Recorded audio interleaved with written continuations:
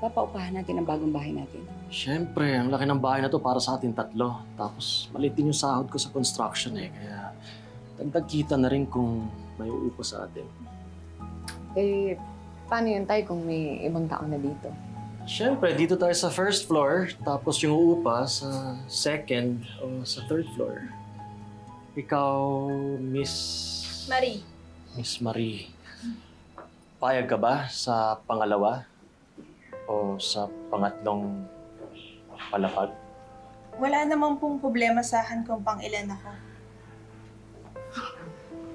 Mukha namang mapagkakatiwalaan kayo.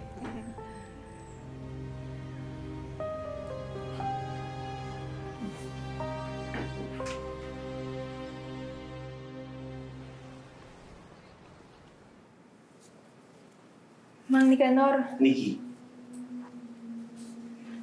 na lang. ito nga po pala yung upa ko. Parang ngayong buwan.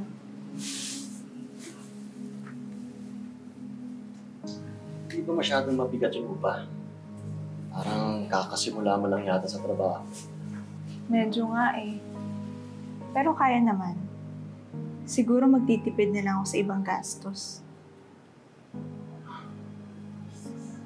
Kung gusto mo, sa susunod na renta, pwede ko naman bawasan.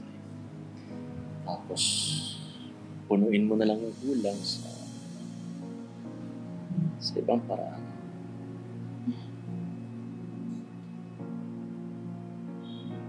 Pwede naman.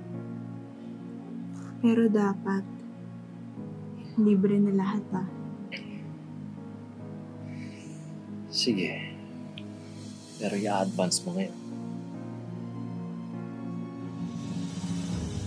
Nicanor, may naghahanap sa'yo! Oh, sige. Bababa ako.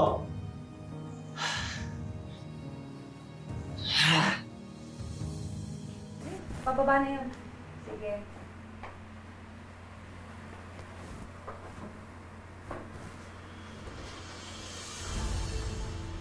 Ito nga pala si Salve at si Bambi. Naghahanap sila ng mauupahan. Itong si Bambi, nag-transfer ng eskwelahan ni Helen. Naghahanap kasi ako ng tirahan na malapit sa eskwelahan ng unika-iha ko.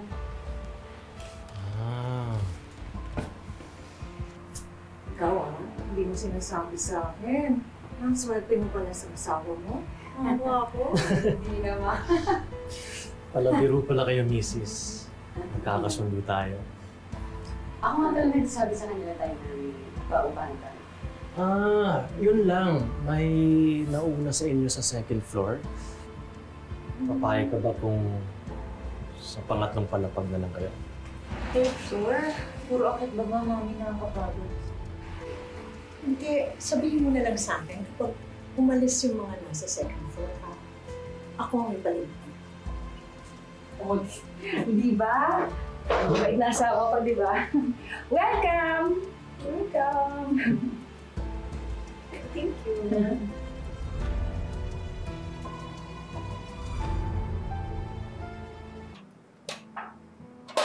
Wala naman problema dito, Marie.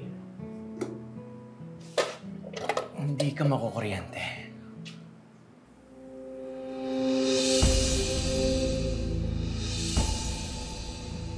Helen? Paki-check nga yung tatay mo. Tignan mo kung anong kinakalikat doon. Baka naman mas lalo pa makasira yun. Okay na yun.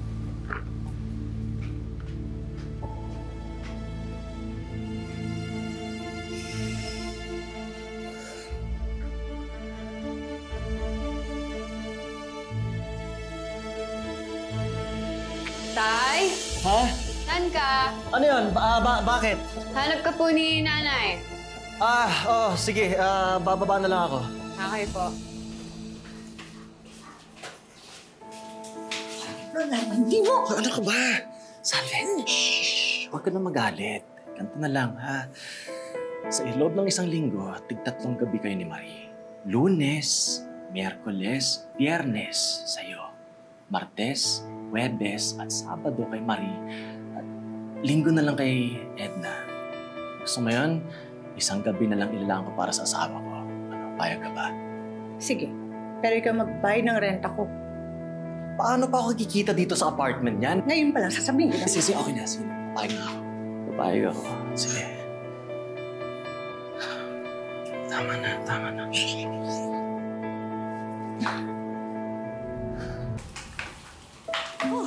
Ay.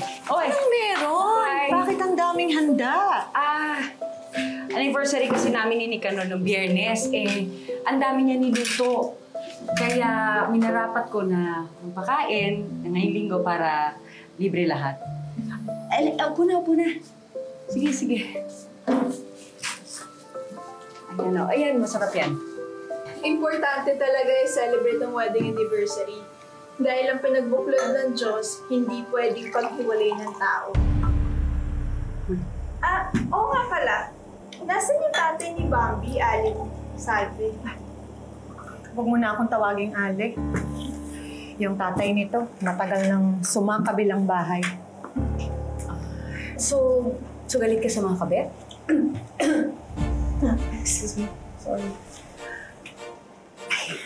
Yan na pala yung asawa ko. Hello? Anong meron? Hindi, inimbitahan ko silang lahat dahil gusto ko naman na magkasalo-salo tayo dahil nakatira naman tayo sa isang bahay. Di ba? Oo nga. At doon nga pala sa sinasabi ko tungkol sa asawa mo, huwag mo siyang intindihin. Kasi yung mga sinungaling na yan at mga manluloko, may lugar yan sa impyerno. Tandaan mo yan. Di ba? Oo, ako naman. Wala ka na kain. Wala ka na. Umupo ka dyan. Hindi na. Ano gusto mo? Chicken? Kahit ano. Pecho. Ha? Okay.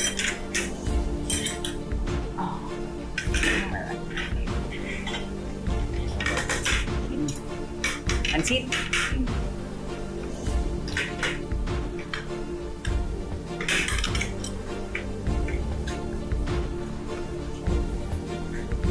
Sarap?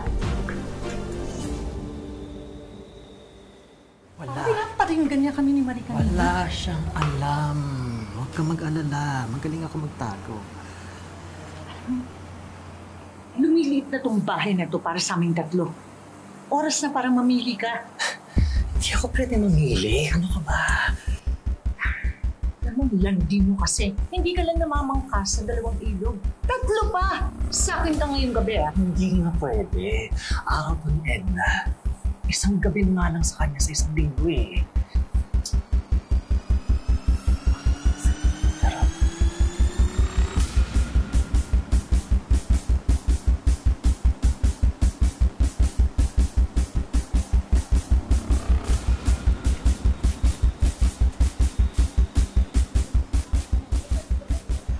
Confirm! Hoy, ano tinitigan mo dyan? May hayop ba na nakapasok? Ate Edna, ibang klaseng hayop.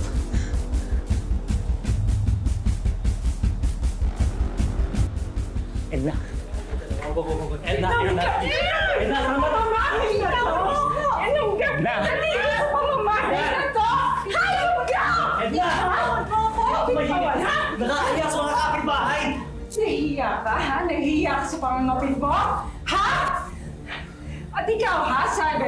Sabi mo sa akin, galing ka sa mga kabit. Yung pala, ikaw yung haliparot? Walang hiya ka! Lumayas ka dito! Diyan mo! Stop mo ko! Edna! Hindi ko dito, ha? Tama na ka! Edna! Tama ka! Uy! Ano nangyayari dito? Mami! Ma! Tama na! Bakit naligawan yung nanay natin? Girl, mali ko sabay tayo pumunta dito, di ba? Akala ko lumipat tayo dito para makapagbago ka. Akala ko hindi ka magiging babaero. Akala ko magbabago ka! Si Salve na ba? Or meron pa bang iba? Ha? Meron pa bang iba? Tumawag kayo ng barangay! Wag! Baka pwede pa natin pag-usapan ito na maayos. Ipagpasa Diyos na lang natin to. Bakit ako lang ginigit nyo? Ito nilang din yung asawa mo! Ikaw?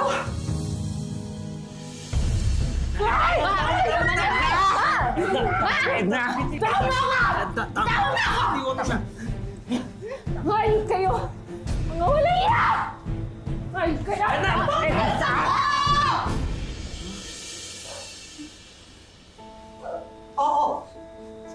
buntis ako!